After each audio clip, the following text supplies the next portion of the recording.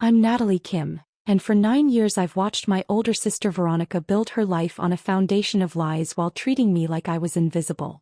When she hired a private investigator to prove I was faking success to make her look bad, she accidentally hired the one person thorough enough to discover that I wasn't the fraud in our family.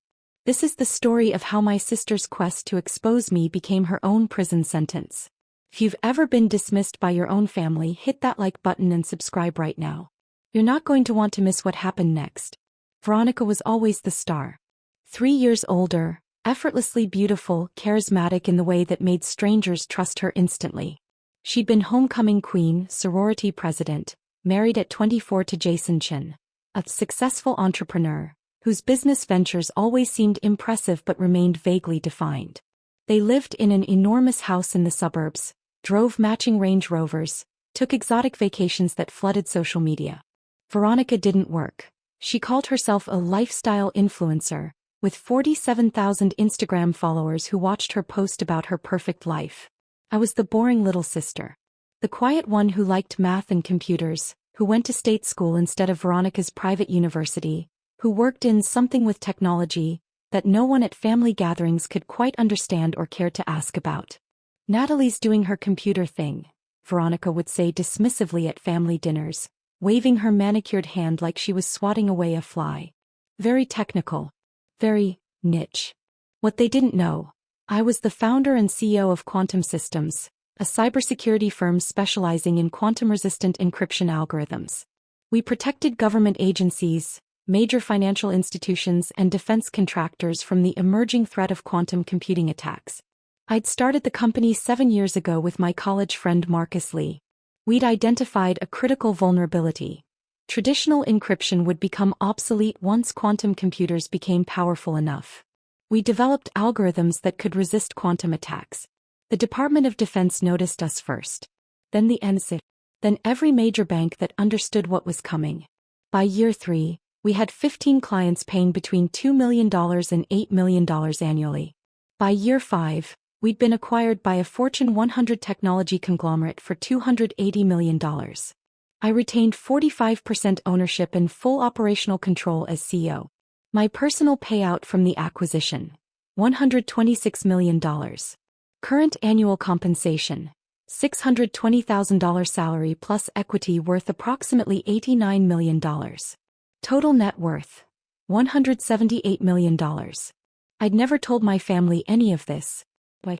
Because Veronica had spent our entire lives competing with me for things I never wanted. Our parents' attention, social status, validation from strangers. I needed to know if she could love me as Natalie the person, not Natalie the threat to her supremacy. I got my answer years ago. But I kept watching, kept documenting, kept building my company while she built her facade. I lived in a comfortable but modest townhouse in the city. I drove a 4-year-old Toyota. I wore sensible clothes to family events. When Veronica posted about her designer purchases and luxury trips, I double-tapped and said nothing. At family gatherings, she'd hold court, showing photos of her latest vacation or renovation project. Mom and Dad would praise her taste, her lifestyle, her success at building a brand. Then they'd turn to me with polite obligation. "And Natalie, how's work?" "Good." "Still at that tech company?" "What do you do again?" "Cybersecurity. Algorithm development." Blank stares. Then back to Veronica. "Veronica's doing so well," Mom would say proudly. "Building her platform, creating content. It's like running a small business." Meanwhile, Quantum Systems had just secured a $47 million contract with the Department of Homeland Security. We were expanding to a second office in Washington, D.C. Forbes had reached out about profiling me as one of the top female CEOs in cybersecurity. I'd declined. I wasn't ready for my family to know. My business partner Marcus knew about my family situation. "Nat, your sister posts about her blessed life 3 times a day while you're actually building something that matters. Why do you keep going to these dinners?" "Because I need to see how far the lie goes," I'd said. Veronica's lifestyle has never made sense. Jason's businesses are always changing.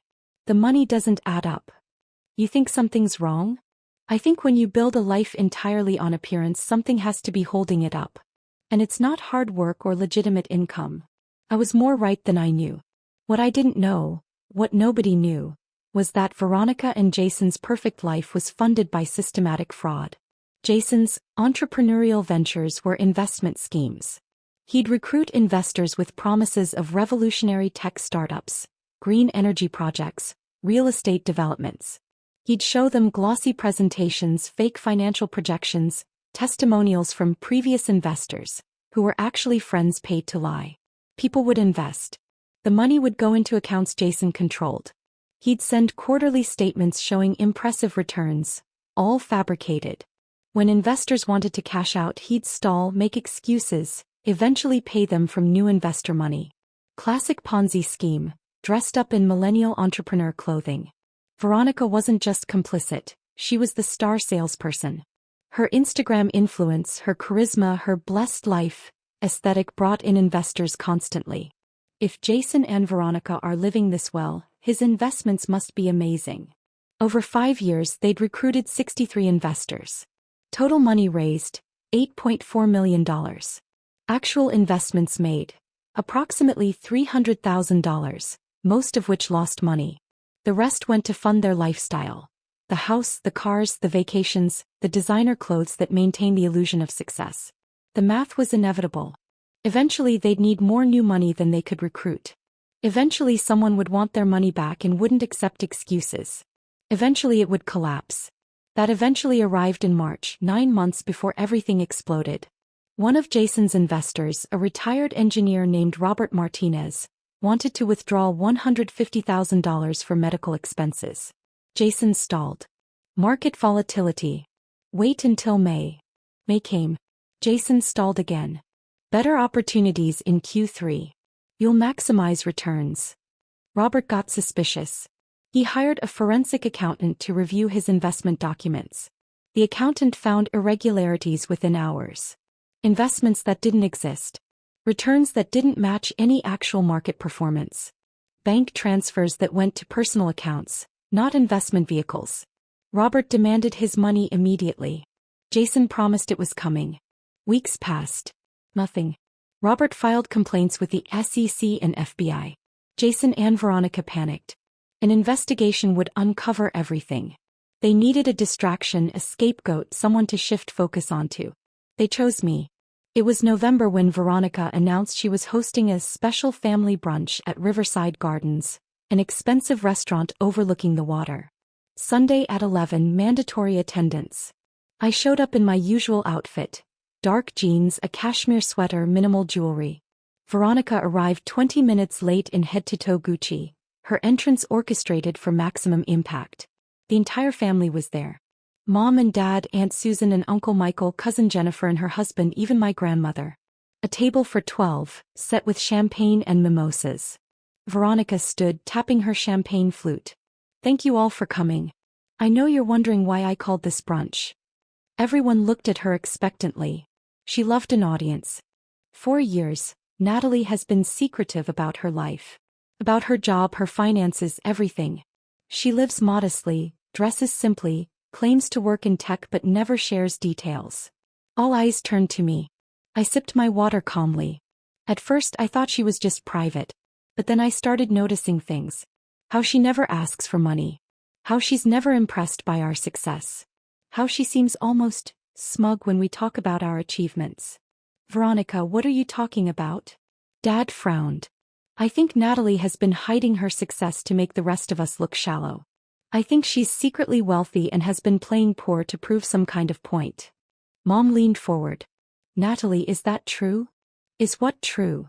Are you secretly successful? Veronica's voice had an edge.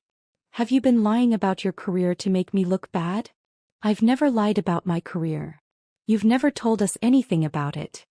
Veronica's voice rose. You're deliberately vague. You hide information. And I'm tired of wondering if my own sister is judging me. So you did what? I asked quietly. She smiled triumphantly. I hired a private investigator. David Reynolds from Reynolds Investigative Group. Cost me $12,000, but it was worth it. He's been investigating you for 2 months. Your finances, your employment, everything. She gestured to a man sitting at a nearby table. Late 40s, gray suit, laptop bag. He stood and approached. This is David Reynolds. I asked him to find out the truth about Natalie's life. And today, in front of everyone, we're going to hear what he found. Veronica, this is insane, Aunt Susan said. You investigated your own sister? I need to know if she's been lying to us. Veronica's eyes glittered with something that looked like desperation disguised as righteousness. If she's secretly wealthy, it proves she's been playing games with this family. And if she's not, then I can finally stop wondering. When does he present his findings? I asked. Right now. Veronica gestured to Reynolds. Mr. Reynolds, please share what you found. Drop a comment and let me know where you're watching from tonight. David Reynolds set his laptop on the table and opened it deliberately. His expression was carefully neutral, the face of someone who'd seen things he wished he hadn't. Before I begin, he said, his voice carrying across the suddenly silent restaurant, I need to clarify the scope of my investigation. Ms. Chin hired me to investigate her sister's finances and employment. I did that. But comprehensive background investigations require examining all relevant parties and relationships. That's standard practice. Veronica waved her hand impatiently. Yes, just tell us about Natalie. Reynolds pulled up a document. Report 1. Natalie Grace Kim, professional and financial background. The table went silent. A waiter approached, sensed the tension and retreated. Ms. Kim holds a Bachelor of Science in Computer Science and a master's degree in Applied Mathematics from University of Washington. 7 years ago, she co-founded Quantum Systems, a cybersecurity firm specializing in quantum-resistant encryption algorithms. Veronica's confident smile began to flicker. Quantum Systems provides security solutions for government agencies, financial institutions and defense contractors. Their proprietary algorithms protect against emerging quantum computing threats. Current client list includes the Department of Defense, NSA, Homeland Security, and 12 of the 15 largest banks in America. Mom's mimosa glass stopped halfway to her mouth. 4 years ago, Quantum Systems was acquired by TechCore Industries for $280 million. Ms. Kim retained 45% ownership and full operational control as CEO. Her personal payout from the acquisition was $126 million. Gasps rippled around the table. Veronica's face went pale. Ms. Kim currently serves as CEO with an annual salary of $620,000 plus performance bonuses averaging $380,000. Her equity stake is valued at approximately $89 million. She maintains additional investment portfolios worth $24 million. Reynolds looked up. Natalie Kim's current net worth is approximately $178 million. She is one of the most successful female CEOs in the cybersecurity sector. She holds top-secret security clearance and has been consulted by 3 different presidential administrations on national security matters. The silence was so complete I could hear the rain hitting the windows. He slid a folder toward me. Ms. Kim, your complete professional profile. Everything your sister wanted to know. I didn't touch it. I already knew what was inside. Veronica found her voice shrill and panicked. You've been lying to us for 7 years? I never lied. I told you I worked in cybersecurity. I told you I developed algorithms. Every word I said was true. I just didn't specify the scale of what I'd built. You let us think you were nobody. Her voice cracked. You let us pity you. I let you reveal who you were when you thought I couldn't threaten your status, I said quietly. And now I know exactly who you are. Veronica slammed her hand on the table. This is exactly what I thought. You were hiding your success to judge us. To make yourself feel superior. Mr. Reynolds, Jason interrupted, his voice tight. Is the report complete? Reynolds's expression turned to stone. No, Mr. Chin. It's not. Veronica froze. What? As I mentioned, comprehensive background investigations examine all relevant parties. When investigating Ms. Kim's finances, standard practice required me to examine family financial relationships and patterns. He opened a second folder. His voice became clinical. In the course of my investigation, I conducted financial background checks on Ms. Kim's immediate family. What I found raised serious concerns. What kind of concerns? Dad asked slowly. Reynolds pulled out documents. Veronica Kim Chin and Jason Chin operate multiple business entities. Over the past 5 years, They've raised approximately $8.4 million from 63 individual investors through various investment schemes. Veronica's face drained of all color. Jason stood up. This is inappropriate. You were hired to investigate Natalie, not. Sit down, Mr. Chin, Reynolds said sharply.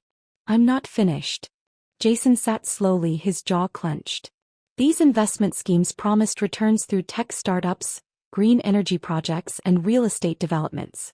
I reviewed the actual investments made. Total legitimate investments, approximately $300,000. Most lost money. Reynolds pulled out more documents, laying them across the table like cards in a poker game. The remaining $8.1 million was diverted to personal use.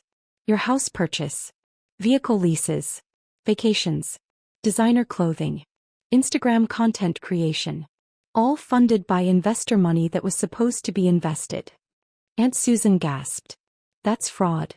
Yes. Wire fraud, investment fraud, and securities fraud. When investors requested withdrawals, they were paid using money from new investors.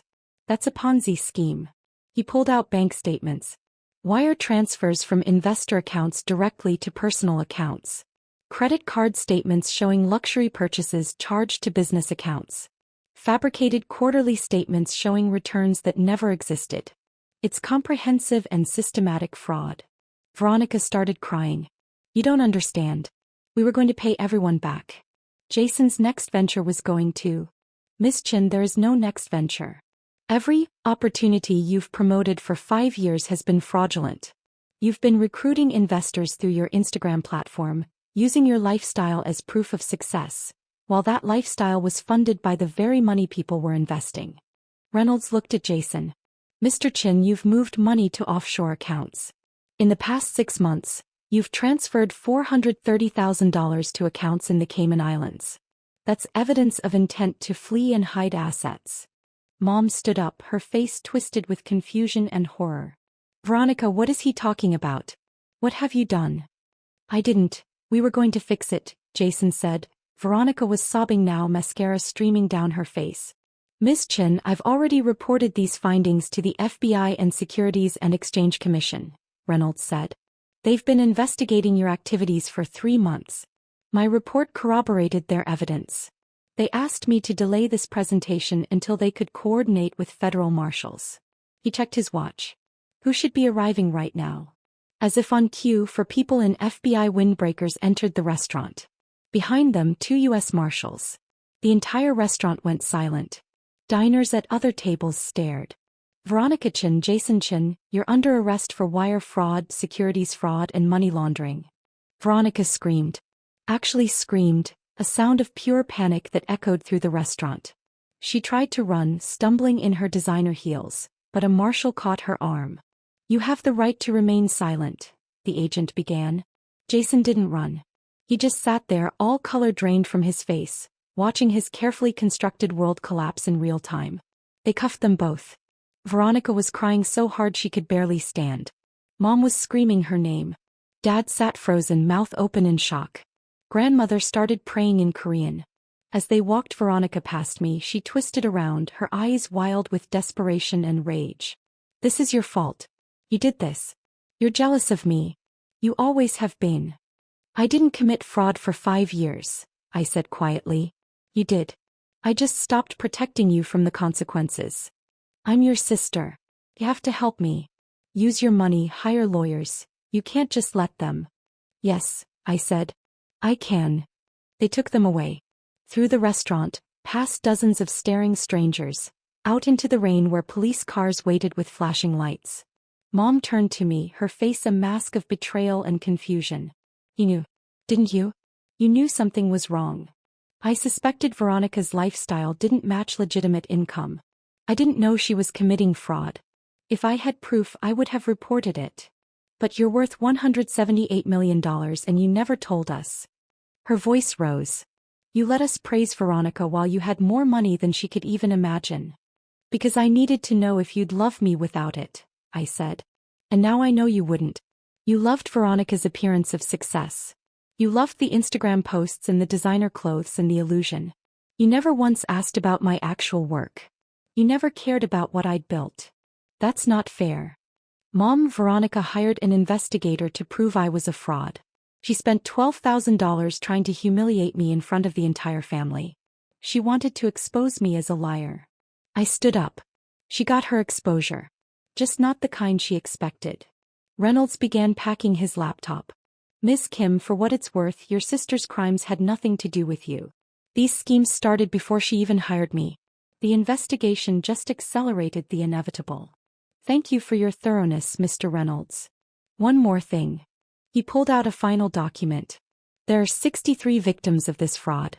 Total losses, approximately $8.4 million. Most will never recover their money. Your sister and brother-in-law spent it maintaining a fictional lifestyle. He slid the list toward me. I thought you should know who they hurt. I looked at the list. Retirees who'd invested their savings. Young couples who'd trusted Jason's promises. A single mother who'd put in her daughter's college fund. My sister had stolen from all of them to fund Instagram posts and designer handbags. Hit that subscribe button if you've ever had to set boundaries with toxic family, because what happened next changed everything. The legal proceedings moved with brutal efficiency. Veronica and Jason were denied bail. The prosecutor argued flight risk, given the offshore accounts and the $430,000 already moved. They spent the next 18 months in federal detention awaiting trial. The evidence was overwhelming. Wire transfers, fake investment documents, victim testimony, Instagram posts showing luxury purchases made with stolen money. Their lawyers advised them to plead guilty. Veronica pleaded guilty to 15 counts of wire fraud and securities fraud. Sentence: 12 years in federal prison, full restitution ordered. Jason pleaded guilty to 23 counts including money laundering.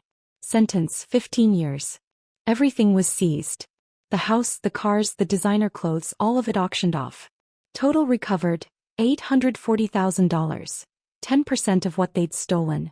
The Instagram account that had been Veronica's pride, 47,000 followers watching her perfect life, was deleted after dozens of her victims found it and left comments about how their savings had funded her vacation photos. My parents' house became a war zone of blame and grief. Mom defended Veronica initially. She made mistakes, but she's still my daughter. You could help her, Natalie. You could hire better lawyers. No. She's your sister. She hired someone to investigate me because she couldn't stand the possibility that I might be successful. She spent 5 years stealing from innocent people to maintain a fake life. She called me a nobody while committing federal crimes. Those are her choices, not mine. Dad was quieter but no less accusatory. You're worth $178 million. You could help make the victims whole. I could. But I won't. Why not? Because it's not my responsibility to fix the damage Veronica caused. Those victims trusted her and Jason. They believed in them. They deserve justice, not a bailout that lets Veronica avoid accountability. That's cold, Natalie. That's boundaries, Dad. Something this family has never understood. The extended family fractured. Some blamed me for not warning them, as if I'd somehow known about Veronica's crimes and said nothing.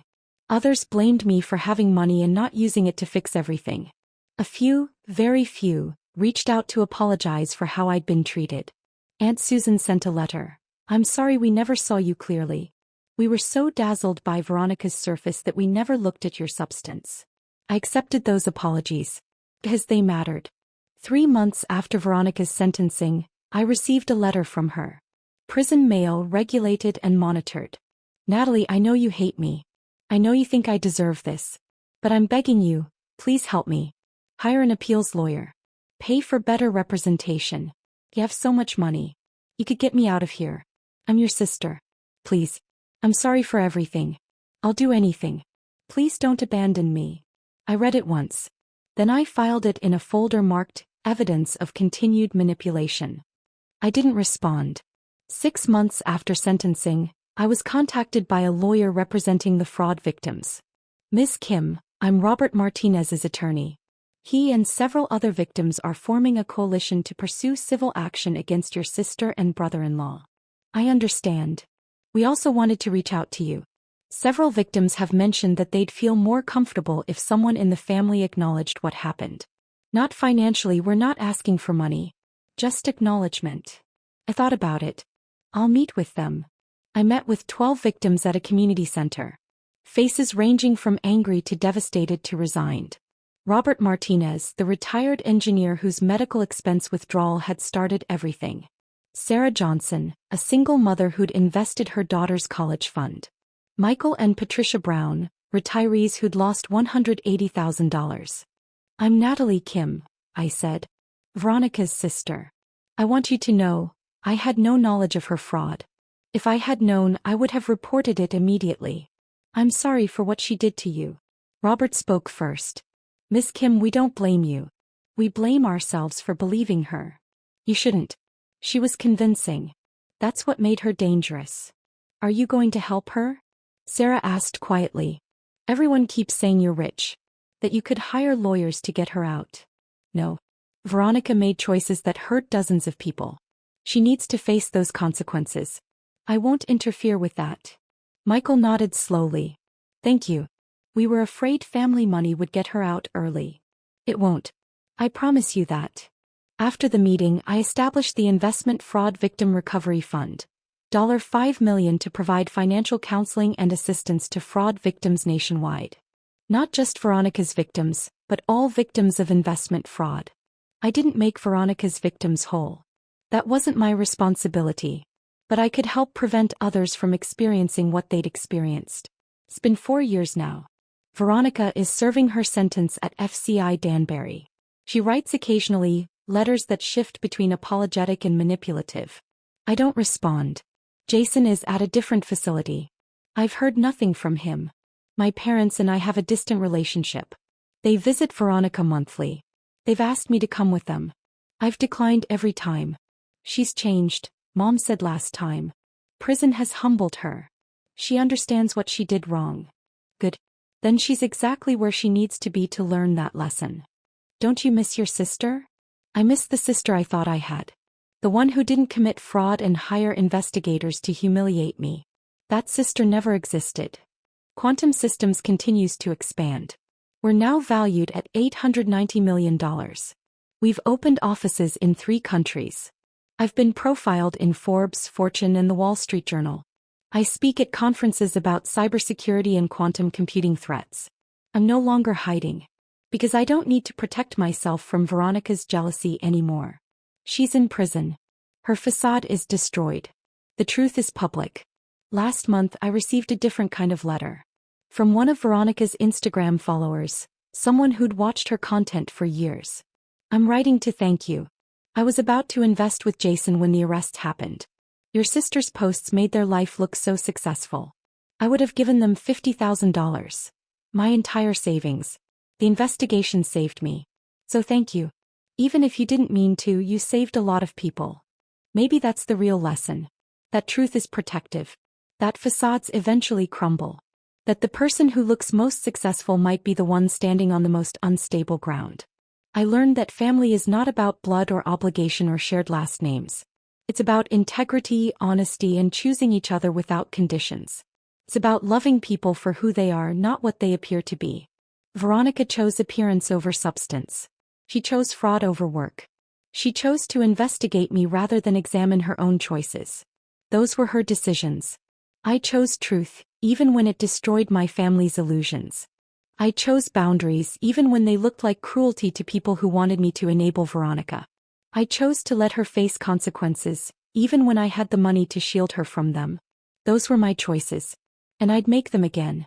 Because you are not responsible for fixing disasters other people create. You are not obligated to sacrifice your peace to maintain someone else's lies. You are not cruel for refusing to enable someone's continued destruction. Sometimes the kindest thing you can do is step aside and let someone face exactly what they've built. If you've ever had to cut off toxic family to save yourself, tell me your story in the comments. What would you have done in my situation? Hit that like button and subscribe for more stories about standing up for yourself even when it costs you relationships. Because you're not the villain for telling the truth. You're not heartless for having boundaries. And you're not responsible for protecting people from the consequences of their own choices. Not even when they're family. Especially not when they're family. You are not obligated to set yourself on fire to keep someone else warm.